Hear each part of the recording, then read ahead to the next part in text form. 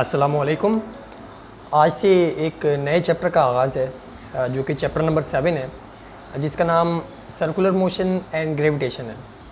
अब इसके नाम से जो है ज़ाहिर होता है कि इस चैप्टर के आधे हिस्से में हम जो है वो सर्कुलर मोशन को डिस्कस करेंगे और आधे हिस्से में जो है वो ग्रेविटेशन को डिस्कस करेंगे। तो सर्कुलर मोशन जो है वो हमने टाइप्स ऑफ मोशन के अंदर पढ़ा था, जो कि चैप्टर नंबर 3 का टॉपिक था। चैप्टर नंबर 3 जब हमने स्टार्ट किया था तो उसके अंदर मोशन की टाइप्स पढ़ी थी, जिसमें पहली जो थी वो ट्रांसलेटरी और लीनियर मोशन थी, दूसरी जो थी वो रोटेटरी थी, और उसी को बेसिकली जो है वो सर्कुलर मोशन मतलब सर्कुलर मोशन जो थी वो उसकी टाइप थी या उसी के अंदर आती है, रोटेटरी मोशन के अंदर आती है। तो इस लेक्चर के अंदर हम लोगों के जो टॉपिक्स हैं या जो टॉपिक्स हम लोग कवर करेंगे वो कौन कौन से हैं। सबसे पहले तो इस चैप्टर का जो है वो हम लोग इंट्रोडक्शन लेंगे कि ये चैप्टर है क्या, ये सर्कुलर मोशन क्या होती है, और डेली लाइफ के अंदर एग्जांपल्स वगैरह लेके हम इसका इंट्रोडक्शन और बैकग्राउंड वगैरह देखेंगे। फिर इसके बाद जो है यूनिफॉर्म सर्कुलर मोशन को डिफ़ाइन करके और उसे मज़ीद जो है वो समझेंगे। देन उसके बाद फिर जो है एक और टॉपिक है जो कि सेंट्रीपिटल एक्सेलरेशन का है, वो भी इसके अंदर इसी लेक्चर के अंदर जो है हम लोग देखेंगे। तो स्टार्ट करते हैं इस चैप्टर के इंट्रोडक्शन के साथ। इंट्रोडक्शन ये है कि सर्कुलर मोशन जो है हमने अपनी ज़िंदगी में, अपनी डेली लाइफ में जो है वो एक्सपीरियंस की हुई है, हज़ार बार एक्सपीरियंस की होगी, लेकिन आज जो है वो हम लोग इसको स्टडी कर रहे हैं। तो आपने देखा होगा कि जब भी कोई ट्रेन या बस के अंदर हम लोग जब ट्रैवल करते हैं और वो जब किसी चौरंगी के गिर जो है वो चक्कर काटती है या फिर राउंड अबाउट लेती है, तो क्या होता है कि जब बस वाला मूव करता है, चौरंगी के गिर जैसे ही अपनी गाड़ी को घुमाता है, या बस के अलावा कार के अंदर या मोटर बाइक के अंदर किसी के ऊपर भी आप ट्रैवल कर रहे हो, तो जैसे ही आप उसकी तरफ या राउंड अबाउट या चौरंगी की तरफ घूमते हो, तो जो पैसेंजर होते हैं अंदर बैठे हुए, बस वाले ने इधर घुमाई और जो पैसेंजर हैं वो इस तरफ जाएंगे। मतलब ये बस जा रही है सीधी सीधी और आगे जो है चौरंगी आई, चौरंगी पे बस वाले ने बस को घुमाया। अब बस जिस डायरेक्शन में होगी और हम जो है इस डायरेक्शन में जा रहे होंगे, मतलब अपोजिट या आउटवर्ड डायरेक्शन में जो है हम लोग जो यूँ मूव कर रहे होंगे, और उस जो चीज़ हमें हमारे ऊपर लग रही है वो एक फ़ोर्स है जो कि आगे हम लोग पढ़ेंगे। उस फोर्स को ओवरकम करने के लिए या उस फोर्स से बचने के लिए जो है हम लोग सपोर्ट लेते हैं सर्कुलर मोशन के अंदर। इसी तरह अगर एक बकेट हो पानी का, बाल्टी हो पानी की भरी हुई, और उसको हम लोग यूँ घुमाएं, तो पानी की बाल्टी को जब यूँ घुमाते हैं हम लोग, तो ये वाली जब उसकी पोजीशन आती है, मतलब जब जो बकेट है वो ऊपर की तरफ होती है, तो इसका मतलब जो उसके अंदर पानी पड़ा हुआ उसको तो नीचे आ जाना चाहिए।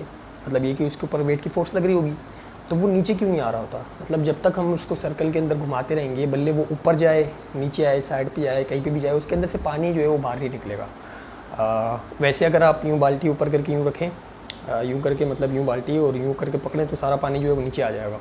लेकिन अगर सर्कल के अंदर घुमा रहे होंगे तो पानी कभी भी नीचे नहीं आएगा।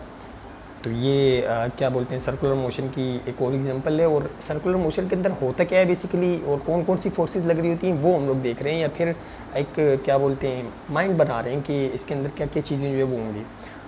इसी तरह जब क्या बोलते हैं आप सर्कस गए हो या किसी पार्क वगैरह में गए हो और वहाँ पे मौत का कुआं देखा हो, तो मौत के कुएँ के अंदर जो है वो बंदा बाइक जो है यूँ बड़ी तेज़ी के अंदर घुमा रहा होता है और दीवारों के ऊपर चल रहा होता है। तो ये क्या चीज़ें हैं, मतलब कौन सी ऐसी फोर्सेस हैं जो सर्कुलर मोशन के अंदर जो है वो इजाफी आ जाती हैं। ये सर्कुलर मोशन जब बंदा कोई परफॉर्म कर रहा होता है तो उसके ऊपर कौन कौन सी ऐसी चीज़ें हैं जो अप्लाई होती हैं, वो सब जो है वो हम इस चैप्टर के अंदर पढ़ेंगे। ये बेसिकली इसका थोड़ा सा इंट्रोडक्शन था और थोड़ी सी एग्जांपल्स थी जो हम लोग डेली लाइफ के अंदर जो है वो एक्सपीरियंस करते हैं। अब जो है वो हम लोग बढ़ते हैं आगे अपने पहले टॉपिक की तरफ, जो कि uniform circular motion. Uniform circular motion क्या होगी, जब कोई बॉडी या जब कोई ऑब्जेक्ट यूनिफॉर्म स्पीड के साथ सर्कल के अंदर मूव कर रहा हो। डेफिनेशन पढ़ते हैं इसको। When a body moves in a circular path with a constant speed, it is said to be in uniform circular motion. जब कोई बॉडी यूनिफॉर्म स्पीड के साथ किसी सर्कल के अंदर मूव करे, यूनिफॉर्म स्पीड के साथ या कांस्टेंट स्पीड के साथ, तो जो उसकी मोशन होगी वो यूनिफॉर्म सर्कुलर मोशन कहलाएगी। अच्छा, अब यहाँ पे एक बात जो है वो देखने की है, वो इम्पोर्टेंट है, वो ये है कि यहाँ पे जो उन्होंने लफ्ज़ इस्तेमाल किया वो स्पीड का किया है, वेलोसिटी का नहीं किया। तो वेलोसिटी जो है वो अलग होती है और स्पीड जो है वो अलग होती है। ये हमने इसका डिफरेंस जो है वो चैप्टर नंबर 3 के अंदर डिस्कस कर लिया था, और यहाँ जो है वो डिस्कस करना काफ़ी ज़्यादा ज़रूरी है, क्योंकि आगे जब हम लोग सेंट्रीपिटल एक्सेलरेशन पढ़ेंगे तो काफ़ी ज़्यादा कन्फ्यूजन होगी। तो इसको पहले ही क्लियर कर लेते हैं कि स्पीड और वेलोसिटी जो है वो डिफरेंट है। स्पीड जो है वो स्केलर क्वांटिटी है और वेलोसिटी जो है वो वेक्टर क्वांटिटी है। मतलब ये कि स्पीड के अंदर सिर्फ और सिर्फ मैग्नीट्यूड होता है, मतलब कि कोई बॉडी जो है वो 15 मीटर पर सेकंड की स्पीड से जो मूव कर रही है, बस ये स्पीड हो गई। लेकिन अगर वेलोसिटी हम लोग कहें, अगर वेलोसिटी को डिफ़ाइन करना हो तो हम उसके लिए डायरेक्शन देते हैं कि इस डायरेक्शन में जो है वो मूव कर रही है, या फिर कोई एंगल या कुछ जो है वो डायरेक्शन देनी पड़ती है वेलोसिटी के लिए। तो मतलब ये कि वेलोसिटी जो है वो स्पीड और डायरेक्शन को ऐड करने पे बनती है। स्पीड चूँकि मैग्नीट्यूड हो गया, वेलोसिटी क्या होती है, ये वेक्टर की क्या डेफिनेशन पड़ती है कि मैग्नीट्यूड और डायरेक्शन को जब ऐड कर दें किसी, या मतलब ये इन दोनों की ज़रूरत पड़े तो वो वेक्टर क्वांटिटी होती है। तो वेलोसिटी जो है वो स्पीड यानी कि मैग्नीट्यूड और प्लस डायरेक्शन को ऐड करने से आती है। अब यहाँ पे इन्होंने यूनिफॉर्म वेलोसिटी नहीं बोला, यूनिफॉर्म स्पीड बोला है। और यूनिफॉर्म स्पीड का ये मतलब है कि जो उसकी स्पीड होगी वो कांस्टेंट होगी, मतलब जो मैग्नीट्यूड होगा वो कांस्टेंट होगा, वो चेंज नहीं हो रहा होगा। मतलब ये कि 15 मीटर पर सेकंड की स्पीड से मूव कर रहा है तो वो 15 मीटर पर सेकंड की स्पीड से मूव करेगा हर सेकंड के अंदर, मतलब 1 सेकंड, 2 सेकंड, 3 सेकंड, हर सेकंड के अंदर 15 मीटर पर सेकंड की स्पीड से ही मूव करेगा। अच्छा, अब अगर यूनिफॉर्म वेलोसिटी बोलते तो क्या होता कि जो डायरेक्शन होती है उसकी वो भी कांस्टेंट रहती है, जबकि यूनिफॉर्म सर्कुलर मोशन के अंदर डायरेक्शन कांस्टेंट नहीं होती, जो कि आगे हम लोग देखेंगे भी। अच्छा, यूनिफॉर्म वेलोसिटी क्या होती है? यूनिफॉर्म वेलोसिटी होती है कि जो बॉडी मूव कर रही है, जो ऑब्जेक्ट मूव कर रहा है, अगर तो उसकी स्पीड और साथ साथ जो डायरेक्शन है दोनों कांस्टेंट हो, दोनों चेंज ना हो, तो जो बॉडी है वो यूनिफॉर्म वेलोसिटी के अंदर होती है। और एक और बात यहाँ पे पहले ही जो है वो समझ लेते हैं सेंट्रीपिटल एक्सेलरेशन के ऊपर जाने से पहले, कि हमने सिंपल एक्सेलरेशन जो पीछे पड़ी थी, सिंपल एक्सेलरेशन जो पीछे पड़ी थी, जो कि लीनियर एक्सेलरेशन थी, हमने क्या पढ़ी थी कि वो कब प्रोड्यूस होती है? जब भी किसी बॉडी की वेलोसिटी जो है वो चेंज होती है। जब भी किसी बॉडी की वेलोसिटी चेंज होगी तो उसके अंदर जो है वो एक्सेलरेशन प्रोड्यूस होगी। अगर बॉडी यूनिफॉर्म वेलोसिटी के साथ मूव कर रही है, यूनिफॉर्म वेलोसिटी के साथ मूव कर रही है, तो उसके अंदर कोई एक्सेलरेशन प्रोड्यूस नहीं होगी। ये भी हमने पीछे जो है वो पढ़ा था। मतलब ये कि अगर उसकी बॉडी की जो वेलोसिटी है वो यूनिफॉर्म है, यूनिफॉर्म होने का मतलब ये कि अगर उसकी स्पीड भी कांस्टेंट है और डायरेक्शन भी कांस्टेंट है, तो वो बॉडी जो है वो यूनिफॉर्म वेलोसिटी के साथ है। लेकिन इन दोनों में से अगर कोई एक चीज़ भी चेंज हो रही हो, मतलब ये कि वेलोसिटी के अंदर अगर स्पीड इंक्रीज़ हो रही हो या डिक्रीज़ हो रही हो या चेंज हो रही हो और डायरेक्शन कांस्टेंट हो, तो लाजमी सी बात है एक्सेलरेशन प्रोड्यूस होगी। क्योंकि एक्सेलरेशन की डेफिनेशन क्या थी कि चेंज इन वेलोसिटी। अब चेंज इन वेलोसिटी दो तरह से आ सकता है, एक स्पीड यानी कि मैग्नीट्यूड के चेंज होने की वजह से आ सकता है वेलोसिटी के अंदर चेंज, और एक जो है वो डायरेक्शन के चेंज होने की वजह से आ सकता है। मतलब ये कि स्पीड जो है वो कांस्टेंट हो, स्पीड कांस्टेंट हो और डायरेक्शन जो है वो कॉन्टीन्यूसली जो है चेंज हो रही हो। अगर इन दोनों में से कोई एक चीज़ भी चेंज होगी तो जो ऑब्जेक्ट है जो कि मूव कर रहा है उसके अंदर एक्सेलरेशन प्रोड्यूस होगी। और ये वाला जो केस है जो आगे हम लोग पढ़ेंगे, इसके अंदर डायरेक्शन चेंज हो रही है। तो मतलब ये कि इस वाले केस के अंदर जो ऑब्जेक्ट है उसकी वेलोसिटी का मैग्नीट्यूड कांस्टेंट है, यानी कि स्पीड कांस्टेंट है, बस बल्कि डायरेक्शन जो है वो चेंज हो रही है। तो हम जब आगे इसके ऊपर जाएंगे तो ये मज़ीद जो है वो ज़्यादा क्लियर हो जाएगा। तो हम पढ़ते हैं कि यूनिफॉर्म सर्कुलर मोशन को मज़ीद पढ़ते हैं। इसकी एक्सप्लेनेशन है ये सामने आपको जो है ये डायग्राम नज़र आ रही होगी। जब कोई बॉडी सर्कुलर मोशन परफॉर्म कर रही होती है तो अगर हम किसी भी पॉइंट के ऊपर उसकी वेलोसिटी की या उसकी मोशन की डायरेक्शन देखें तो वो टेंजेंट टू द सर्कल होती है। इस तरह से टेंजेंट टू द सर्कल, मतलब अगर इस पॉइंट पे निकालें बी पॉइंट पे तो ये भी टेंजेंट टू द सर्कल होगी। मतलब ये कि फॉर एग्जांपल एक ऑब्जेक्ट है या एक पत्थर है, मैंने धागे के साथ बांधा हुआ, उसको मैं यूँ घुमा रहा हूँ, उसको घुमाते घुमाते घुमाते घुमाते छोड़ूंगा, मतलब फोर्स डायरेक्ट हटा दूंगा, तो वो कैसे जो है वो मूव करेगा आगे?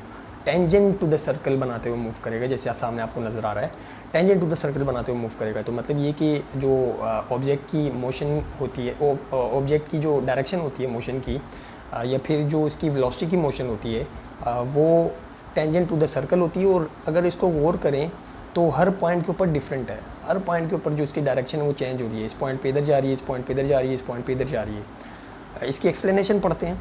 Eight any point on the circle the direction of velocity is directed along the tangent to the circle at the point. ये हमने अभी समझ भी लिया कि जो वेलोसिटी की डायरेक्शन है इस सर्कुलर मोशन के ऊपर, हर पॉइंट के ऊपर जो है वो टेंजेंट टू द सर्कल है, हर पॉइंट के ऊपर जो है वो टेंजेंट टू द सर्कल है। ये पहला पॉइंट था एक्सप्लेनेशन का। दूसरा पॉइंट ये है कि if at any point a body is made free of force it will move tangentially to the circle at that point. ये भी हमने समझ लिया कि अगर उस पत्थर को जो कि हमने धागे से बांधा हुआ उसको घुमाएं और उसको जो है छोड़ दें, मतलब ये कि फोर्स जो है उसके ऊपर से ख़त्म कर दें, या उसको हम लोग बनाएं फ्री ऑफ फोर्स, तो वो किस तरह से मूव करेगा? टेंजेंशियली टू द सर्कल जो है वो मूव करेगा। ये दूसरा पॉइंट था। तीसरा पॉइंट ये है, but as the body is moving along the circumference of the circle there must be a force acting towards the centre of the circle and this force is called centripetal force. तीसरा point ये है कि चूँकि जो object है वो circle के circumference के ऊपर मूव कर रहा है, सर्कल के सर्कमफेरेंस के ऊपर मूव कर रहा है, तो लाजमी तौर पे उसको कोई फोर्स जो है वो पकड़ के रखी होगी जो कि उसको सर्कल के अंदर जो है वो मूव करवा रही होगी, और उसी को जो है वो सेंट्रीपिटल फोर्स बोलते हैं। और इसी सेंट्रीपिटल फोर्स की वजह से जो है सेंट्रीपिटल एक्सेलरेशन भी जो है वो प्रोड्यूस होती है, जो कि आगे हम लोग पढ़ेंगे। सेंट्रीपिटल एक्सेलरेशन जो है आज के टॉपिक में पढ़ेंगे, जो और सेंट्रीपिटल फोर्स जो है वो जो है अगले लेक्चर के जो अंदर जो है हम लोग पढ़ेंगे। तो ये इसकी एक्सप्लेनेशन थी। अच्छा, तो ये थी यूनिफॉर्म सर्कुलर मोशन। अब पीछे जो है हमने ये समझ लिया कि जो इसकी वेलोसिटी है, मतलब ये कि जब कोई बॉडी सर्कुलर मोशन के अंदर मूव कर रही होती है तो उस बॉडी की जो वेलोसिटी है वो कांस्टेंट नहीं होती, बल्कि स्पीड कांस्टेंट होती है। मतलब ये कि वेलोसिटी का मैग्नीट्यूड कांस्टेंट होता है, मतलब ये कि 5 मीटर पर सेकंड की स्पीड से अगर मूव कर रहा है तो वो 5 मीटर पर सेकंड की स्पीड से ही मूव करेगा।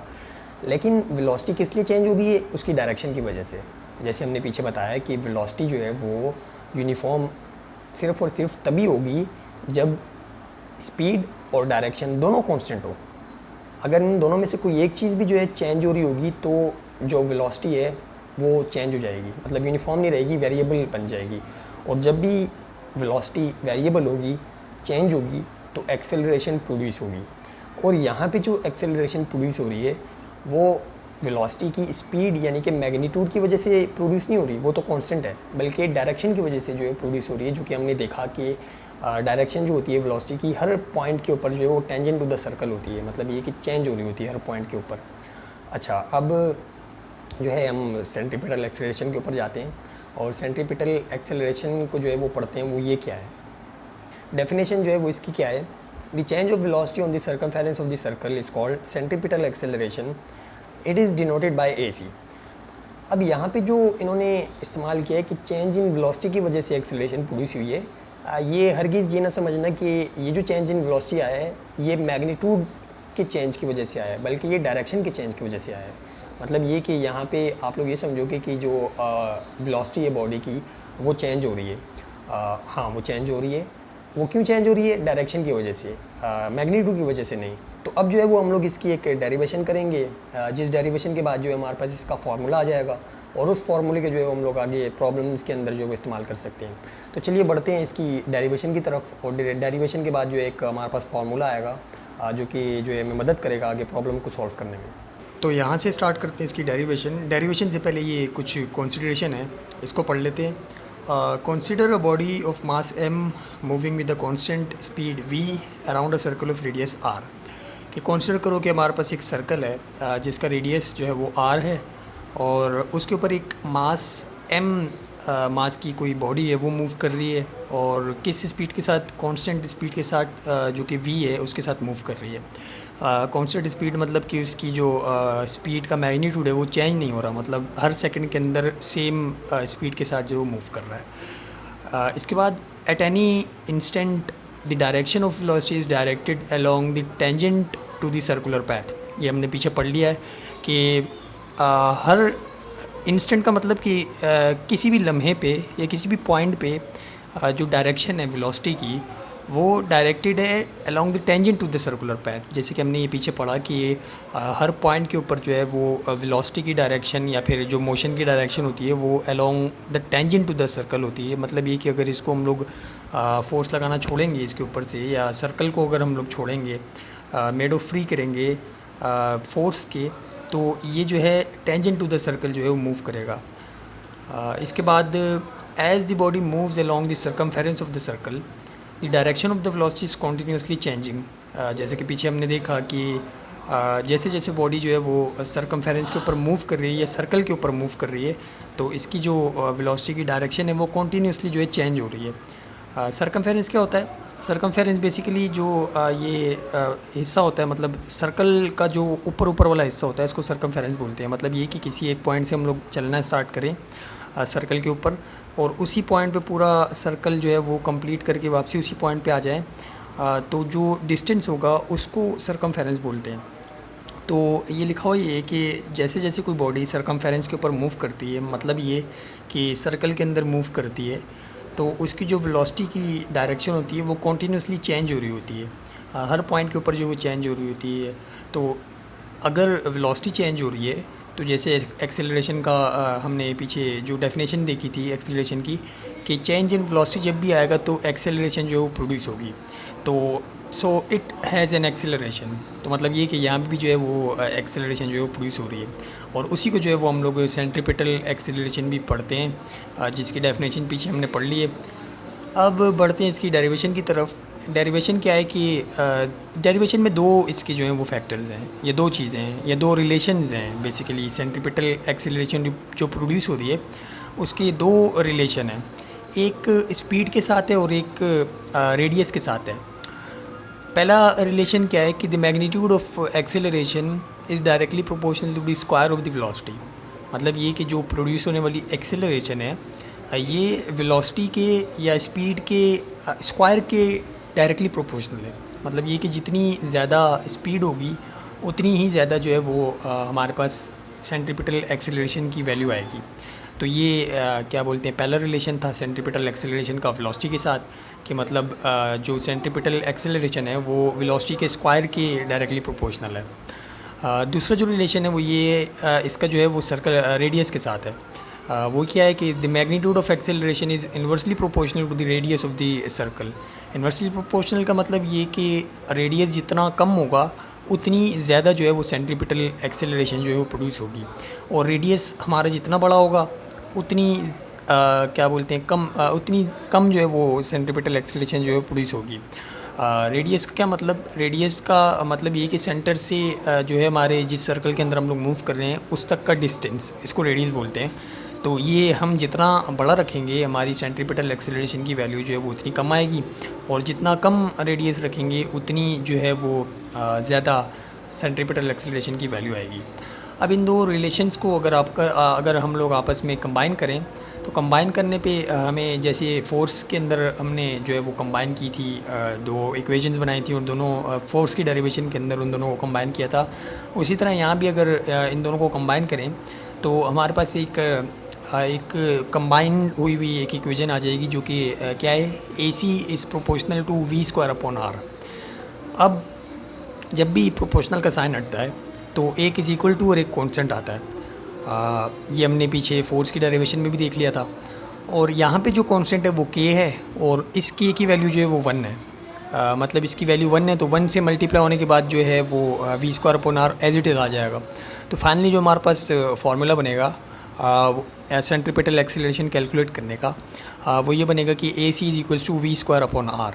मतलब ये कि अगर आपको किसी ऑब्जेक्ट की सेंट्रीपिटल एक्सेलरेशन निकालनी है तो आपको उसकी स्पीड पता होनी चाहिए या मैग्नीट्यूड पता होना चाहिए वेलोसिटी का, कि कितना मैग्नीट्यूड है उसका, और साथ साथ जिस सर्कल के अंदर वो मूव कर रहा है उसका रेडियस पता होना चाहिए कि उसका रेडियस कितना है।